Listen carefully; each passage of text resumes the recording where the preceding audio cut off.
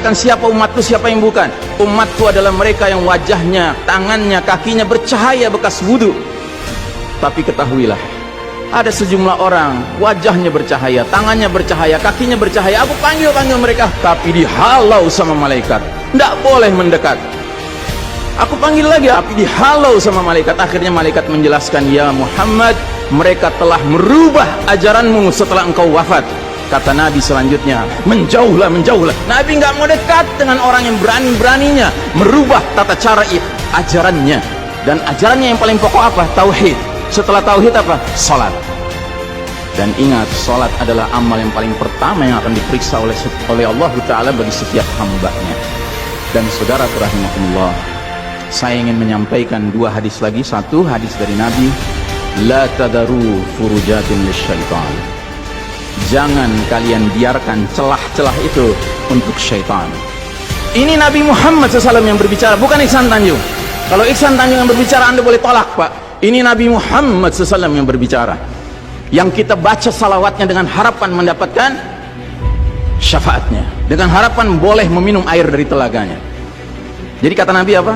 Jangan biarkan celah-celah itu menjadi tempatnya syaitan.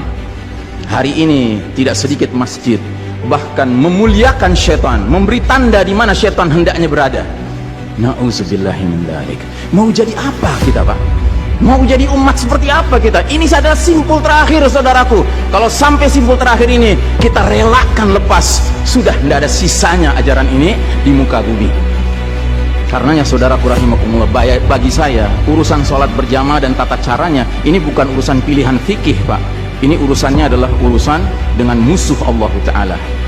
Hadis yang terakhir, kata Nabi SAW, innal yahuda qad sami'u dinahum. Sesungguhnya Yahudi sudah bosan dengan agama mereka. Wa innahum qaumun hasadun. Dan mereka adalah kaum yang sangat hasad kepada kita umat Islam, terutama dalam 3 perkara. Satu, raddis salam. Kebiasaan kita umat Islam kalau ketemu saling ngucapin assalamualaikum, dibalas waalaikumsalam. Itu Yahudi nggak senang, Pak. Yahudi tidak senang melihat umat Islam berukhuwah Islamnya. Yahudi nggak senang umat Islam kalau ketemu saling bersedekah dengan senyum. Makanya dibikin aturan begini, nggak kelihatan senyum kita. Yahudi nggak senang kita ketemu jabat tangan, rontok dosa-dosa. Maunya mereka begini saja jabatan tangannya. Dari mana ini semua? Yang kedua, mereka hasad sama kita dalam urusan apa? Iqamatis sufuf. Dalam tata cara kita menegakkan shaf kita. Ingat, Pak, shaf dikatakan tegak syaratnya 2. 1 lurus, 2 rapat. Bukan hanya lurus tapi renggang-renggang, atau rapat tapi meliuk-liuk. Tidak, harus dua-duanya lengkap. Sehingga Nabi sampai bertanya, kenapa kalian gak bersaf seperti malaikat di hadapan Allah? Para sahabat bingung, bertanya, bagaimana malaikat? Kata Nabi, mereka mendahulukan saf awal dan mereka saling rapat satu sama lainnya. Jadi Nabi itu bangga kalau umat Islam sholatnya seperti para malaikat di hadapan Allah Ta'ala.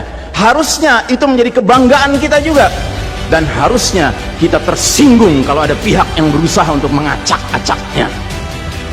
Dan yang terakhir, yang ketiga, Yahudi itu hasad sama kita dalam urusan apa? Dalam urusan umat Islam di belakang imam sholat wajibnya mengucapkan amin. Makin keras suara amin itu, makin geram mereka. Karenanya mereka bikin aturan, sempat 2 bulan masjid ditutup sama sekali, nggak terdengar suara amin dari jamaah karena nggak ada yang boleh ke masjid. Tapi sekarang setelah dibolehkan, masjid yang bisa muat 2000 orang, cukup 500 orang, cukup 700 orang. Supaya apa? Sekurang-kurangnya aminnya bisa berkurang. Maka sekarang pertanyaan besarnya adalah, untuk siapa kita sholat? Atau untuk mereka? Inna sholati wa nusuki wa mahyaya wa mamati lillahi rabbil alamin. Mudah-mudahan apa yang saya sampaikan tidak membuat bapak dan ibu makan nggak kenyang, tidur nggak nyenyak, tetapi semakin sadar betapa kita sedang hidup di era penuh fitnah di akhir zaman, dan musuh-musuh Allah sedemikian sistematis, sedemikian terencananya membuat kita sadar tidak sadar meninggalkan din kita. Yang paling mengerikan kalau sampai sudah nggak ada perasaan lagi risau dengan ini semua. Karena apa? Nabi bersabda, siapa lihat kemungkaran ubah dengan tangan, nggak bisa dengan lisan, nggak bisa dalam hati. Dalam hati itu maknanya apa? Ingkari itu sebagai kebenaran, itu mungkar. Dan itu kata Nabi selemah-lemahnya iman. Sehingga di hadis yang lain kata Nabi, kalau mengingkari saja sudah nggak ada, udah nggak ada iman sama sekali. Nah, yang kita khawatir kalau kita ternyata ridho saja dengan aturan sholat WHO ini, Pak. Padahal harusnya kita sholat dengan cara Nabi Muhammad SAW, bukan caranya Tedros atau Bill Gates.